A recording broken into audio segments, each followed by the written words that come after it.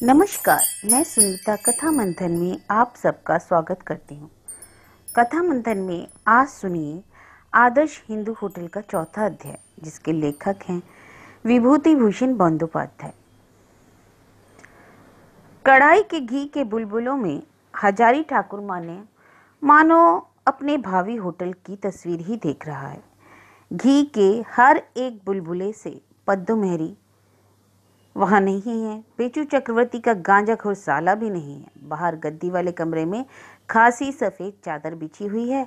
जब तक जी चाहे ग्राहक वहां आराम करे, तंबाकू पीने की मर्जी हो पिए, इन सब के लिए उन्हें अलग से दाम नहीं देने होंगे। माहवारी ग्राहकों को रोज थोड़ी सी मछली और हफ्ते में 3 दिन मांस मिलेगा। यह सब न करके सिर्फ स्टेशन के प्लेटफार्म पर हिंदू होटल कहकर मोती की तरह गला फाड़कर चिल्लाने से भला कहीं ग्राहक जुटा करते हैं कि तभी पद्दू मेरी ने आकर पूछा, पूरियां हो गई क्या? तेजी से हाथ नहीं चला रहे हो? बाबुओं के यहाँ का आदमी बैठा हुआ है। कहकर उसने मैदे के कटौते में देखा। जितनी पूरियां बेली हुई थी, हजारी ने लगभग सारी की सारी कढ़ाई में डाल दी थी। सिर्फ 15-20 पूरियां कटौते में बच रही थी। पद्दू मेहरी को आता देख मोती जल्दी जल्दी हाथ चलाने लगा। पद्दू मेहरी ने कहा, तुम्हारा हाथ नहीं चल रहा? अभी भी 10 सेर मैदा पड़ा हुआ है। इस तरह बेलने से कब तक पूरियां उतरेंगी? हजारी बोला, पद्दू दीदी, अकेले ये पूरियां बेलते उतारते तो रात के 11 बज जाएंगे। बेलने के लिए तुम एक और आदमी दो ना। मैं झटपट तुम्हारे लिए बेलने का आदमी कहाँ से लाऊं? अरे मेरे बाबू रे, तुम्हारी मर्जी हो पूरियां उतारो, ना मर्जी हो मत उतारो। अगर उन लोगों को खाली हाथ लौटना पड़ा तो मालिक से तुम्ही को समझ बुझ लेना। कहकर पद्दू मेहरी चली गई। मोती, ठाकुर तुम पूरियां तल कैसे सकोगे? पूरियां जलेगी नहीं। गुथा हुआ इतना मैदा बेलूंगा कब तक, बताओ तो। इसके बाद घंटे भर तक हजारी ने कुछ नहीं सोचा, कुछ नहीं देखा। सिर्फ पूरी की कढ़ाई, खौलता हुआ घी, मैदे की गुथी हुई ढेरी और तली हुई लाल लाल पूरियों का अंबार, जिसमें गरम घी टपक रहा है। आग की भयानक घाव है।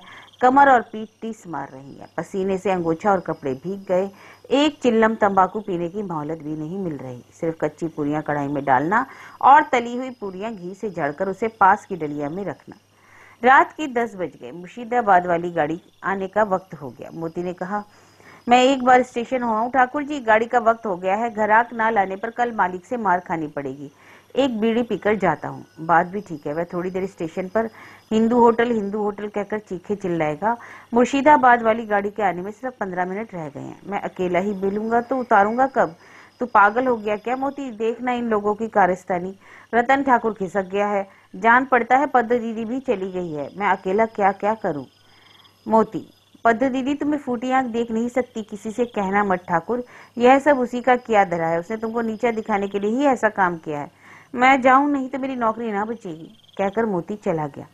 कम से कम 5 सेर गुथा हुआ मैदा अब भी बच रहा था, लगभग 1.5 सेर की लोइयां भी।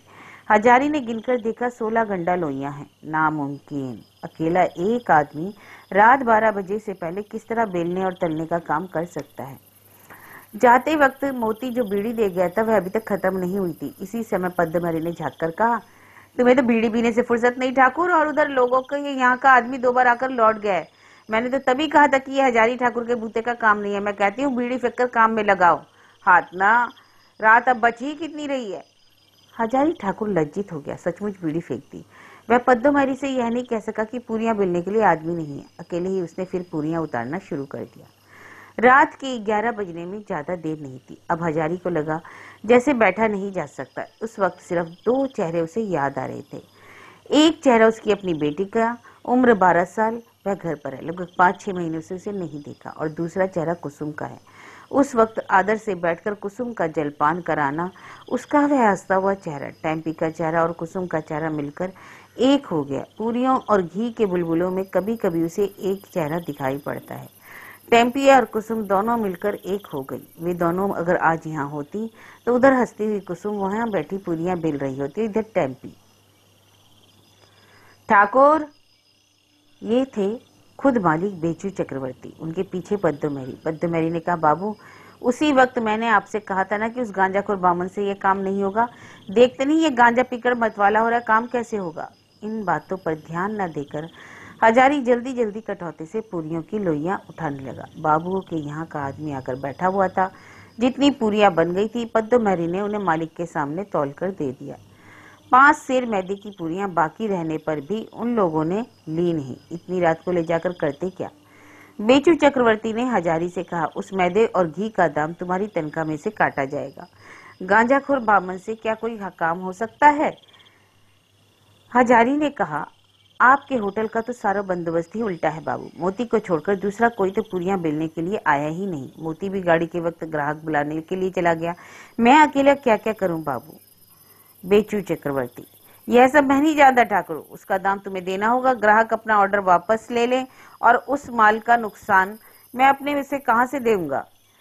वह भी गुथे हुए और लोई कटे मैदे का। हजारी ने सोचा, ठीक है, अगर इन चीजों को देना ही है तो पुरिया बनाकर वह खुद ले लेगा। रात 11:30 बजे तक खटकर मोती को कुछ हिस्सा देने का लालच देकर उसने पूरियां बिलवाई और सारे मैदे की पूरियां उतार ली। मोती अपना हिस्सा लेकर चला गया। पद्दोमहरी ने झाँककर कहा, अभी तक पूरियां उतार रहे हो, मुझे भी थोड़ी सी दे दो। कहकर खुद ही अंगूछा बिछाकर उसने 25-30 गरम गरम पूरियां ले ली। हजारी मुंह खोलकर उसे मना नहीं कर सका और ना ही उसकी हिम्मत हुई। बहुत रात बीते। सोते से उठी कुसुम ने आंखें मलते मलते देखा कि हाथ में एक बड़ी सी गठरी लिए हजारी ठाकुर खड़े हैं। उसने अचरज से पूछा, क्यों बाबा ठाकुर, इतनी रात को कैसे आए? हजारी, इसमें पूरियां हैं कुसुम बेटी। होटल वालों ने ग्राहक की पूरियां तलने को दी थी। बेलने वाला कोई आदमी था नहीं। आखिर ग्राहक ने 5 सेर मैदे की पूरियां नहीं ली और दाम मेरी तनख्वाह से देना पड़ा।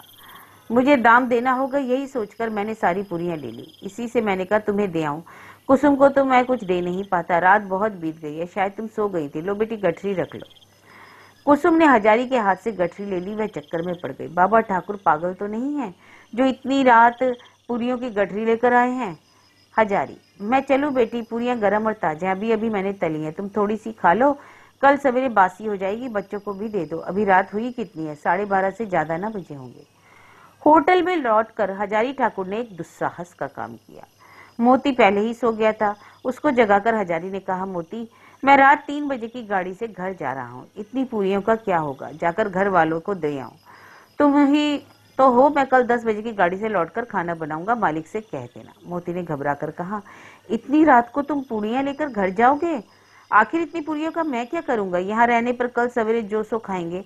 अपनी चीज मैं अपने घर दे आऊं। कम से कम घर बाल बच्चे हैं जिन्हें खाना नहीं मिलता। कुल 6 पैसों का ही तो खर्च है। उसके बाद हजारी सोया नहीं। टेम्पी के लिए उसका मन जाने कैसा होने लगा। जैसी कुसुम वैसी टेम्पी। 2 छोटे छोटे लड़के और हैं।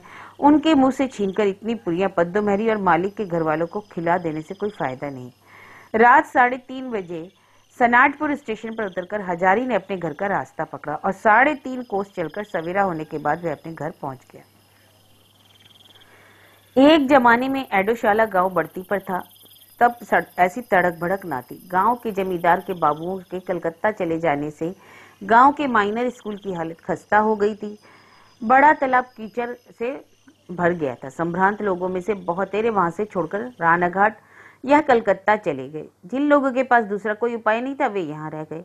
हजारी के मकान में खरपतवार की 2 कोठरियां, एक छोटा सा आंगन, एक और कटहल का पेड़, दूसरी ओर सहजन और अमरूद का। अमरूद का यह पेड़ खुद हजारी की माँ ने अपने हाथ से लगाया था, जिस पर बड़े बड़े अमरूद होते हैं। काशी के अमरूद के बीज का पौधा है ये।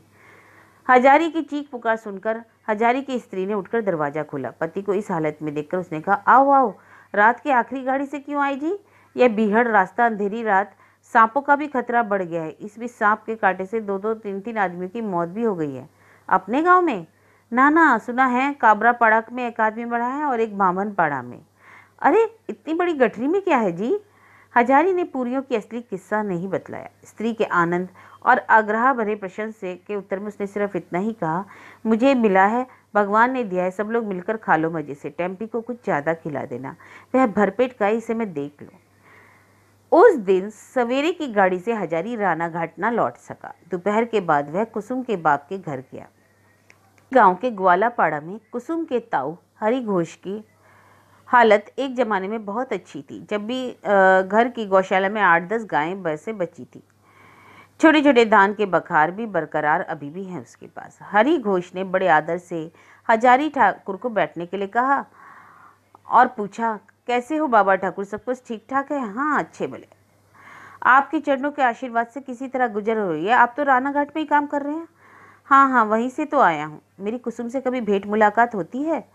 हजारी गांव का आदमी है, यहाँ के लोगों का स्वभाव जानता है। कुसुम से हमेशा भेंट मुलाकात होने या उसके आपसी खिंचाव की कोई जानकारी वह वहाँ नहीं देना चाहता।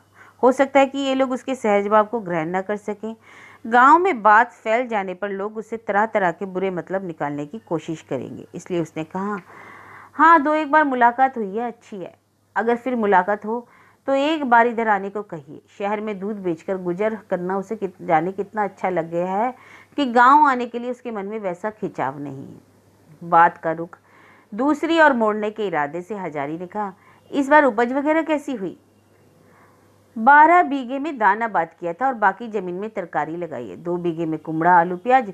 लेकिन इस बार आसमान की हालत अच्छी नहीं है बाबा ठाकुर, खेत की मिट्टी फटी जा रही है। तरकारी की बात से हजारी को अपनी छिपी ऊंची आशा का ख्याल आ गया। अपने गांव से तरकारी खरीदने पर राना घाट के मुकाबले बहुत सुविधे से मिलेगी। वह यहीं से अनाज वगैरह ले जाया करेगा। उसने हरी गोश्त से कहा, अच्छा तुम्हारा आलू कुल कितने मन हो सकता है? बाबा ठाकुर, यही कोई 30-40। तुम सारा आलू मुझे दे सकोगे? हरी घोष ने कौतूहल से पूछा, बाबा ठाकुर आजकल कच्चे माल का रोजगार कर रहे हो क्या? नहीं, रोजगार तो नहीं, लेकिन करने की बात सोच रहा हूँ। वह सब किसी दिन बताऊंगा तुम्हें। ग्वालापाड़ा से आने के रास्ते में बांस का एक बहुत बड़ा जंगल था जहाँ आदमी नहीं रहते। एडोशाला गांव में बहुत ज़्यादा आदमी वैसे भी नहीं रहते। पहले रहते थे, किंतु मलेरिया से मरने कलने से गांव में सन्नाटा हो गया। अब सिर्फ आम कटहल के बड़े बड़े बागीचे और बांस के जंगल रह गए। पुराने वक्त में बांस के इसी जंगल में पालित पाड़ा था। हजारी ने बचपन में उसे देखा है। गांव में पालित लोग बढ़ती पर थे। राजन पालित के घर में पूजा पार्वण होता और दुर्गा पूजा भी होती थी। अब तो बस जंगल में पालितों का खंडर भरा पड़ा है। दिन दहाड़े ऐसा लगता है जैसे बाघ छिपा हुआ हो। हजारी होटल के बारे में सोचने लगा। उसने काफ़ी जानकारी हासिल कर ली है। कुछ रुपए होते तो राना घाट के बाजार में होटल खोल सकता है। हजारी सचमुच सोचने लगा कि कहाँ से रुपए उधार लिए जा सकते हैं। इस गांव के गोसाई लोग बड़े आदमी हैं, लेकिन उनमें से लगभग सभी कलकत्ता रहते हैं। यहाँ बूढ़े केशव गोसाई रहते हैं, लेकिन बेहद कंजूस हैं। कुछ भी बंधक रखे बिना जमानत के रूप में रुपए न देंगे। हजारी का जमानतदार कौन होगा? उसकी हालत वैसे भी बहुत खराब है। फूस फास की 2 कोठरियां हैं। पिछली बरसात में रसोई घर गिर गया है। पैसे ना होने के कारण उसे बनाया भी नहीं जा सका। आंगन के आम गाछ के नीचे खाना बनता है। बरसात के दिन लगभग बीत गए तो अब उतनी दिक्कत भी नहीं होती। दिन लगभग ढल आया। हजारी ने घर लौटकर देखा, उसकी छोटी बेटी टैम्पी घर के दरवाजे पर बैठी बुनाई कर रही है। टैम्पी ने बाप को देखकर कहा, तुम्हारे लिए आसन बुन रही हूँ बाबा, कल तक अगर तुम रुक जाओ तो तैयार हो जाएगा, तुम्हारे साथ दे दूंगी। हजारी मनी मन हंसा। बेचू चक्रवर्ती के होटल में वह रंगीन ऊनी आसन बिछाकर खाने बैठा है। बेशक अच्छी खासी तस्वीर है। ऐसा हो तो पद्ममेरी क्या करेगी? उसने बेटी से कहा, देखो कैसा आसन है। वाह रे, बहुत अच्छा है। बुनना कहाँ से सीखा तूने? टेम्पी, मुखर्जी बाड़ी की नीला दी और अत्सी दी है ना, मैं रोज वहीं जाती हूँ। वे लोग दोपहर को मुझे गाना सिखाती हैं, बुनना सिखाती हैं। वे लोग अभी यहीं हैं? अभी हरिचरण बाबू गए नहीं? इस महीने भर वे लोग यहीं रहेंगे। उनके रहने से तो मेरा ही भला है। मैं बहुत से काम सीख सकती हूँ। अत्सी दी कितना बढ़िया गाना गाती है, आप सुनोगे बाबा? तूने कुछ गाना सीखा है? टेम्पी ने लजाए हुए स्वर में कहा, 2-1 गाने सीखे हैं, लेकिन कुछ भी नहीं है। अगर तुम अत्सी दी का गाना सुनो तो कहोगे मशीन के गाने की तरह रिकॉर्ड सुन रहा हूँ। उनके यहाँ ना गाने की बहुत बड़ी मशीन है। रोज शाम को बाद बजाती हैं। जाने कितनी तरह के गाने हैं। शाम के बाद गाना सुनने चलोगे? अत्सी दी खुद ही मशीन बजाती हैं। मैं भी तुम्हारे साथ चलूंगी। अत्सी दी से कहूंगी कि बाबा आए हैं, चुनकर बढ़िया बढ़िया गाने सुनाए। हजारी ने पूछा, हाँ रे, तुझे मालूम है कि हरिचरण बाबू की तबीयत ठीक हो गई या नहीं? यह तो नहीं जानती, लेकिन रोज ही तो बैठक खाने में बैठे वे लोगों के साथ बातें किया करते हैं। एक दिन उन्होंने बैठक खाने से मशीन का गाना बजाया था। कैसा बढ़िया कीर्तन था। इस गांव में हरिचरण बाबू ही ऐसे आदमी हैं जो पढ़े लिखे हैं, जिनका मान आदर है, जिनके पास धन दौलत भी है। वे लोग इस गांव के जमींदार हैं, लेकिन बहुत दिनों से गांव छोड़कर चले गए। बहुत बड़ा 3 मंजिला मकान पड़ा हुआ है। इतने दिनों तक उसमें 2-1 बूढ़ी बुआ मौसी के अलावा कोई नहीं रहता था। 4-5 महीने वे हरिचरण मुखर्जी के इकलौते बेटे की चेचक से कलकत्ते में मौत हो गई। बेटे की मौत के बाद से ही लगभग 3 महीने हुए हरिचरण बाबू परिवार सहित गांव वाले मकान में आकर रहने लगे। हजारी को इसका पता नहीं, लेकिन उसे यह मालूम है कि गांव के उत्तरी मैदान में एक बड़ा तालाब खुदवाने के लिए उन्होंने जिला बोर्ड को बहुत से रुपए दिए हैं और बेटे के नाम से गांव में एक अस्पताल खुलने वाला है। हरिचरण बाबू किसी के घर नहीं जाते, हमेशा बैठक खाने के में बैठे रहते हैं। उनकी 2 बेटियां और स्त्री यही हैं। उनके अलावा नौकर चाकर और 2 दरबान भी घर पे हैं। शाम के बाद हिम्मत करके हजारी हरिचरण बाबू के पुश्तैनी बैठक खाने सहन में जा खड़ा हुआ। बैठक खाने के सामने बड़े बड़े खंभों वाला सफेद मार्बल का बरामदा है। बरामदे के सामने एक मझौले आकार का कमरा, उसके पास एक छोटा कमरा। नवीन बाबू का नाम के इनके एक हिस्सेदार बड़े बैठक के सामने पास अपने लिए अलग से बैठक खाना भी बनवाया था। 25 साल पहले उनकी मौत हो गई, संतान कोई भी नहीं, इसलिए आजकल उसमें पुआल रखा जाता है। हजारी टेम्पी के साथ आया था। टेम्पी ने कहा, बाबा तुम बैठो, मैं 80 दी से जाकर कहती हूँ कि बाबा मशीन का गाना सुनने आए हैं, वे तुरंत तुम्हें गाना सुना देंगी। हजारी को बैठक खाने के सामने खड़ा करके टेम्पी बगल वाले छोटे दरवाजे के मकान के अंदर चली गई। कमरे में तेल की चकोर लालटेन जल रही थी। यह पुराने जमाने का इंतजाम अब भी ज्यों का त्यों बना हुआ है। हजारी बरामदे में खड़ा सोच रहा था कि कमरे में जाए या नहीं कि इसी समय खुद हरिचरण बाबू बाहर निकले और बोले, कौन? हजारी ने विनय पूर्वक सिर झुकाकर प्रणाम किया। बाबू मैं हूँ हजारी। ओ हजारी, कैसे आया? आओ, बाहर क्यों खड़े हो, कमरे में आओ। लगभग 2 महीने में तो तुम दिखाई नहीं पड़े। तुम्हारी बेटी तो कभी कभी आ जाती है। इतनी बड़ी बेटी 80 के साथ तुम्हारी बेटी की बड़ी दोस्ती है। हरिचरण बाबू की उम्र 55-56 होगी। रंग गोरा, लंबा चेहरा, बड़ी बड़ी आंखें और गले की आवाज़ भारी। शौकीन आदमी थे। अभी इस उम्र में भी लड़के के मर जाने पर भी उन्हें हर वक्त पहनने के कपड़ों में खासी शौकीनी और सुरुचि का परिचय मिलता था। हजारी असल में कर्ज लेने की बात करने आया है, लेकिन बैठक खाने में घुसकर ही उसने पुराने जमाने के बहुत बड़े आईने में अपने को सिर से पैर तक देखा तो उसकी हिम्मत जवाब दे गई।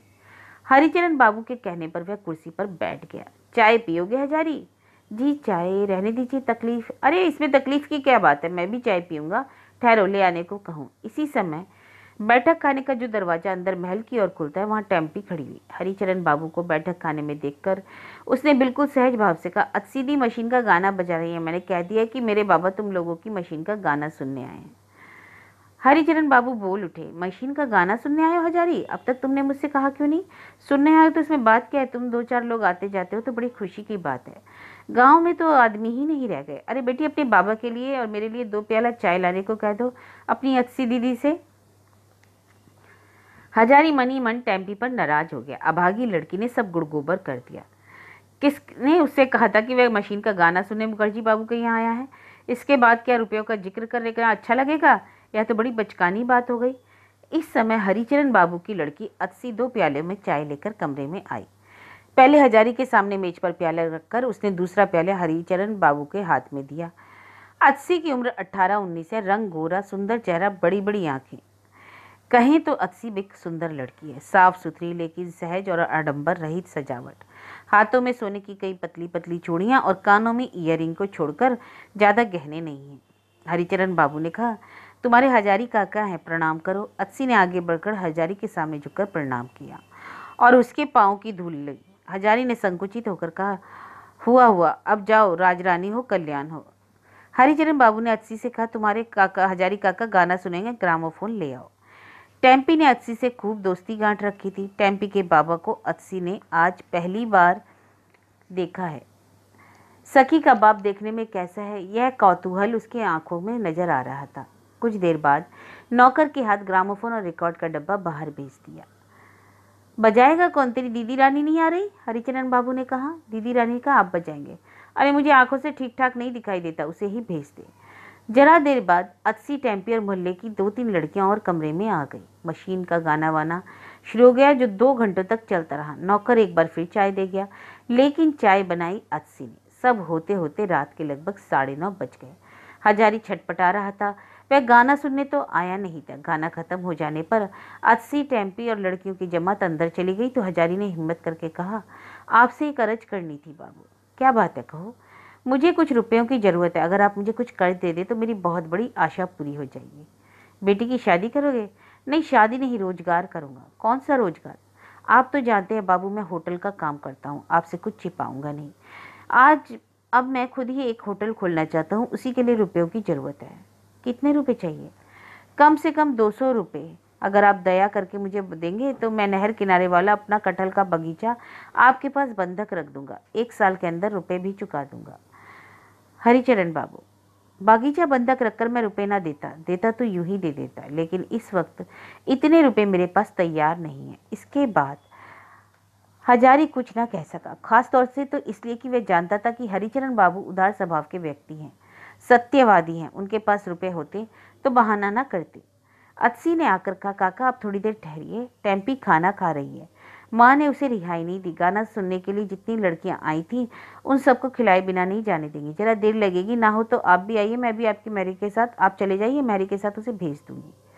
हरिचरण बाबू ने कहा, तुम्हें अगर कोई खास काम ना हो तो रुक जाओ हजारी, तुम्हारे साथ जरा 2 बातें कर लो, मेरे पास ज्यादातर कोई आता नहीं। हजारी बैठ गया।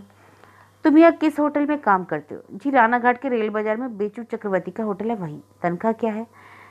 वह करने की बात नहीं है बाबू, खाने के साथ महीने में 7 रुपए मिलते हैं, इसीलिए सोच रहा हूँ दूसरे की गुलामी ना करूंगा।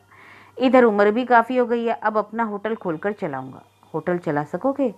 जी, आपके आशीर्वाद से उस लाइन में सब कुछ जानता हूँ, सौदा बाजार करना, खाना बनाना, होटल के यही तो 2 बड़े काम हैं। जिसने ये बातें सीख ली वह होटल खोलकर मुनाफा कमा सकता है।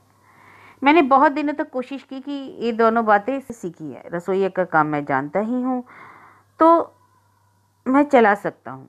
अच्छा ठीक है। उत्साह पाकर हजारी ने बहुत दिनों की अपनी आशा विस्तार पूर्वक उनको आदर्श हिंदू होटल खोलने की बात हरिचरण बाबू को सुनाई। हजारी के लंबे बयान को हरिचरण बाबू ठीक समझ पाए कि नहीं, पर इतना जरूर समझ गए कि हजारी को एक होटल खोलने का बहुत शौक है। बात सुनकर हरिचरण बाबू ने कहा, अच्छा बैठो, थोड़ी और चाय लोगे? नहीं नहीं, आप ही पीजिए, मेरा इतना चाय पीने का अभ्यास नहीं है। इसी समय टेम्पी ने आकर कहा, बाबा चलोगे? हजारी ने कहा, हाँ हाँ चलियो। हजारी हरिचरण बाबू से विदा लेकर बेटी के साथ बाहर निकला। हजारी ने देखा कि आज की शाम बहुत अच्छी बीती थी। बड़े आदमी के बैठक खाने में इस तरह बैठकर उसने कभी चाय नहीं पी थी, और उसने चाय पीने के साथ साथ वहाँ गाना भी सुना था। उसने बेटी से कहा, क्या खाया रे टेम्पी? टेम्पी खाने की शौकीन थी, खाना पसंद भी करती थी। गरीब की लड़की है, इसलिए अत्सी की माँ बिना खाए नहीं आने देती। उसने कहा, परांठे, मसालेदार मछली, रवा, परवल की भुजिया, आलू की भुजिया। हजारी की घरवाली बहुत देर से खाना बनाकर बैठी हुई थी। उसने कहा, इतनी रात तक कहाँ थे तुम लोगों का? तो गांव घूमना खत्म ही नहीं हुआ, इधर बैठे बैठे मुझे नींद आ रही है। मैं खाना खा यूं माँ, अक्सी दीदी ने मुझे छोड़ा ही नहीं। मैं कुछ नहीं खाऊंगी। हारे तो खाई है, तेरे लिए सवेरे की बासी पूड़ियाँ रखी है, पूरी नहीं खाएगी? बहुत दिनों से इनके परिवार में ऐसी खुशहाली नहीं कि बच्चे जी भर के पूड़ियाँ खा सके, किंतु आज ऐसी बात है, इसका भी एक सुख होता है। टेम्पी ने कहा, तुम खाओ माँ, मैं बहुत खाई, वहाँ भी पराठे, रवा, मसालेदार मछली, यह सब खिलाया। आज का दिन कितना अच्छा बीता ना माँ। अच्छा खाना सवेरे से शुरू हुआ और रात तक चलता रहा। खाना पीना खा करके हजारी बाहर बैठकर तंबाकू पीने लगा। हरिचरण बाबू की बातों से आज उसका उत्साह बढ़ गया।